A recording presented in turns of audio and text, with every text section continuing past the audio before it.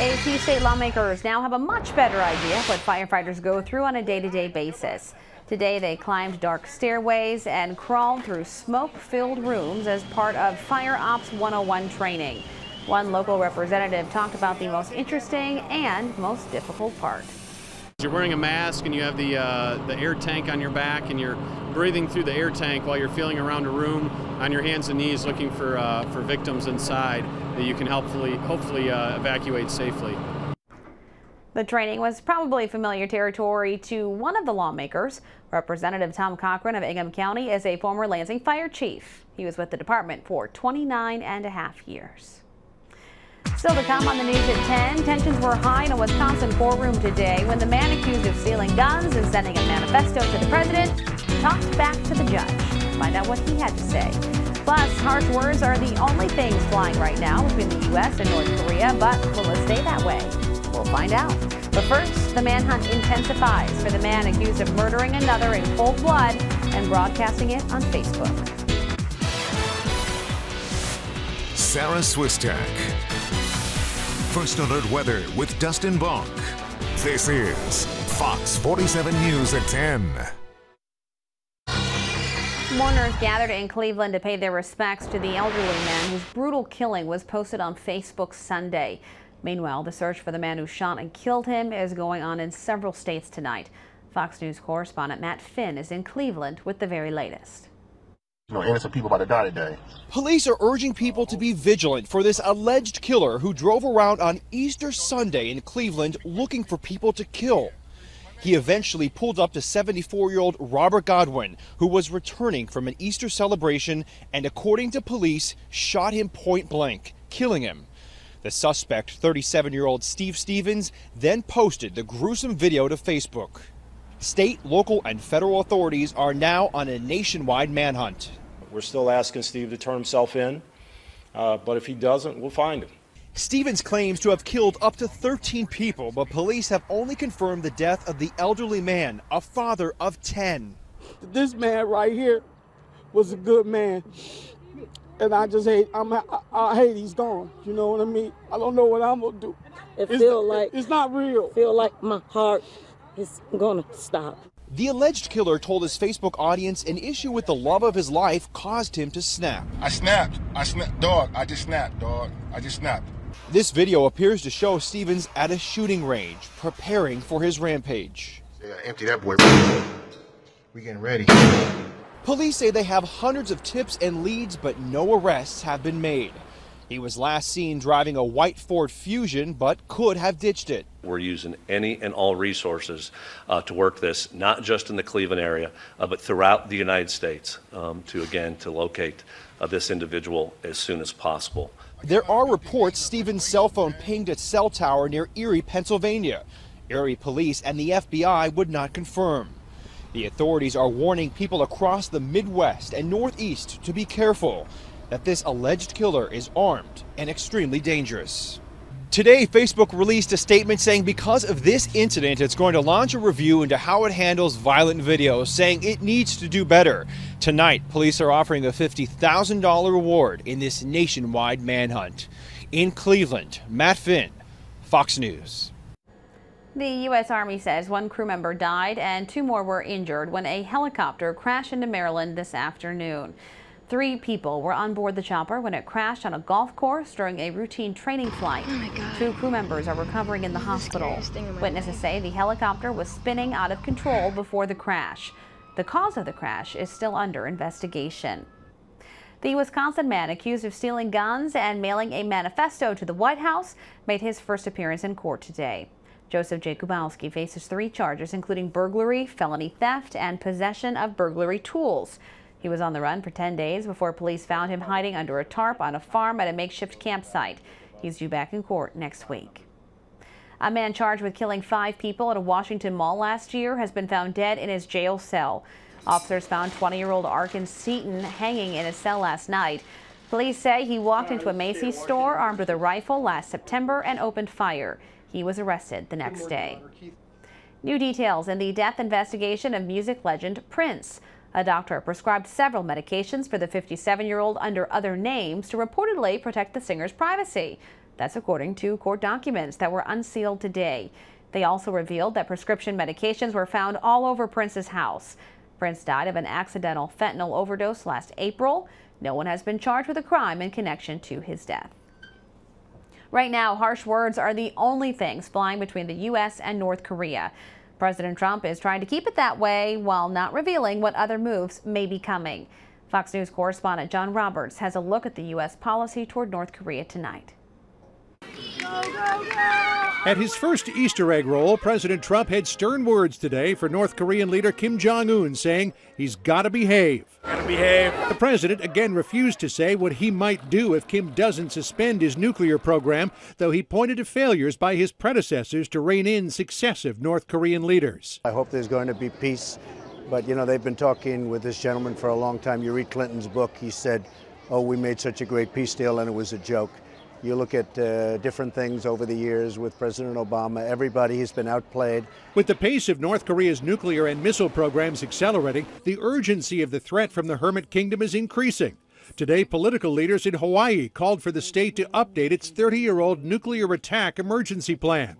The National Security Advisor warning Kim should not test President Trump's resolve. What you saw last week with the president's decisive response to the Assad regime's mass murder of innocent people, including children with chemical weapons, that this national security team is capable of rapidly responding to those sorts of crises or incidents and events and providing the president with options. And our president is clearly comfortable making tough decisions. As a show of force, the Pentagon diverted the aircraft carrier USS Carl Vinson and a pair of guided missile ships to waters off the Korean peninsula.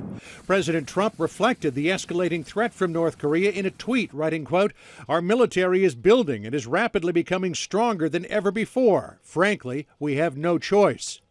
Successive American administrations have tabled military action, believing there are no options that would not result in a devastating counterattack on South Korea.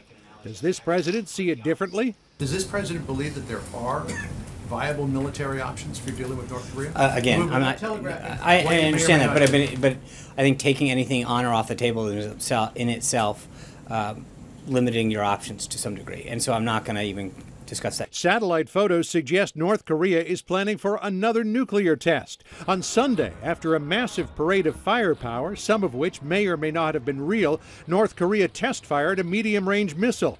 But the launch went awry, the missile exploding seconds after it left the ground. It was the second failure in recent weeks, raising suspicions that the U.S. may be hacking North Korean launch controls. Did the U.S. sabotage this missile?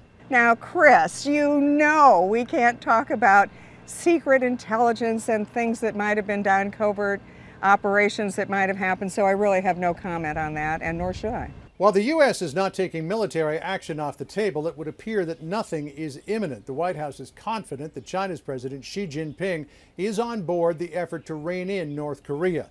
The White House officials admit there may only be so much that China is capable of. At the White House, John Roberts, Fox News.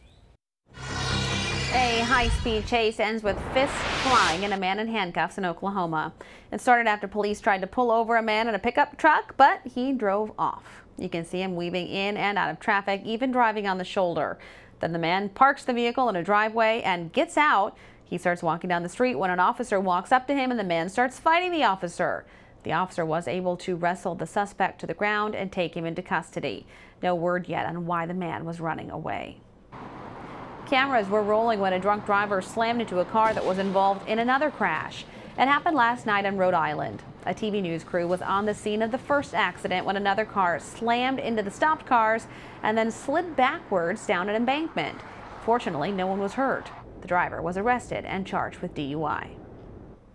After the break, tonight's health headlines and the latest on the efforts to crack Alzheimer's. Why doctors say billions of dollars in research studies aren't getting them any closer to a cure. But first, Fox Means Business. Babysitters are making some adult-sized money. I'm David Asman with the Fox Business Network. More coming up. You're watching Fox 47 News at 10. A resurgence on Wall Street, and if you're looking to make some serious money, try babysitting. Fox Business Network's David Asman has those stories and more on tonight's Fox Means Business Report. Stocks having their best day in a month and a half. Investors in a buying mood Monday after the long holiday weekend. The Dow, Nasdaq, and S&P 500 all finishing with big gains, their biggest since March 1st. Well, Wall Street will be keeping a close watch on Netflix Tuesday. The company reporting better than expected earnings, but adding only 1.5 million new subscribers in the U.S. during the first quarter. That was fewer than expected. Around 99 million customers worldwide are now signed up to watch Netflix. Contractors feeling a bit more cautious as we head into spring.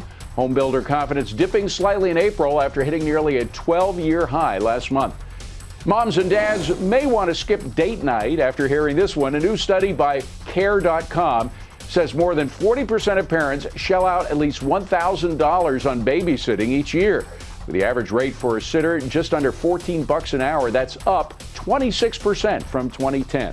That's a look at business. I'm David Asman. Tonight's Pump Patrol price is $2.23 at the Kroger on Marsh Road near Newman Road in Okemos. We're looking for the least expensive gas price in mid-Michigan every day. If you see it, give us a call at 484-8847 and we'll put it on TV. About 1 in 10 experimental drugs ever make it to the market, but it's much more rare in the case of Alzheimer's disease. And as Meg Terrell shows us, the number of people suffering from it is only going to go up as science struggles to find an efficient medication. We have nothing to slow it down right now.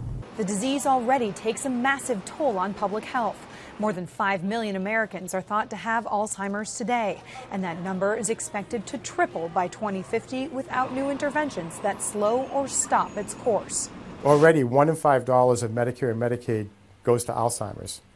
As 71 million baby boomers like I head toward the risk age, it's going to go to 1 in $3 and then $1 in $2. And then Alzheimer's will single-handedly collapse our healthcare system, will single-handedly collapse Medicare and Medicaid. Despite the urgency, science still doesn't know how to stop Alzheimer's from ravaging memories and minds. The prevailing theory is that plaque buildups in the brain, known as amyloid, drive the disease. In medicine, this is called the amyloid hypothesis. But in one clinical trial after another, targeting amyloid plaques has failed to affect the disease. Efforts have been made to effectively remove amyloid from the brain or change its metabolism, and none of those pathways have improved patients' cognition, lifestyle. Believers like Harvard's Dr. Rudy Tanzi are convinced by genetic data linking amyloid to Alzheimer's. Any scientist or clinician who's reading the literature carefully and paying attention to all the details for the last 30 years of the journey of the amyloid hypothesis would have to come to only one conclusion, and that is that the trials have failed the hypothesis. Trial failures that most recently included one from Merck in February and from Eli Lilly in November. Lilly has spent more than $3 billion in 2 decades on Alzheimer's to no success. Many in the field believe those failures may have been due to timing. What we've realized in Alzheimer's disease is that the disease process itself in the brain begins, somewhere between 10 and 20 years actually before neurons actually die. If you wait too late, if you're actually treating patients who are already severely impaired cognitively, it's probably too late to be treating them with the kinds of treatments that we're now using. They caused a sinkhole in Fraser, so what kind of damage are they doing here? How flushable pipes are creating problems for infrastructure statewide. Some rain and thunderstorms for the middle of our work week. We'll talk about that coming up. You're watching Fox 47 News at 10. A man is facing charges for allegedly shining a laser into the eyes of a state trooper. 32-year-old Jonathan Rayner is charged with assault with a dangerous weapon and assaulting, resisting, or obstructing a police officer.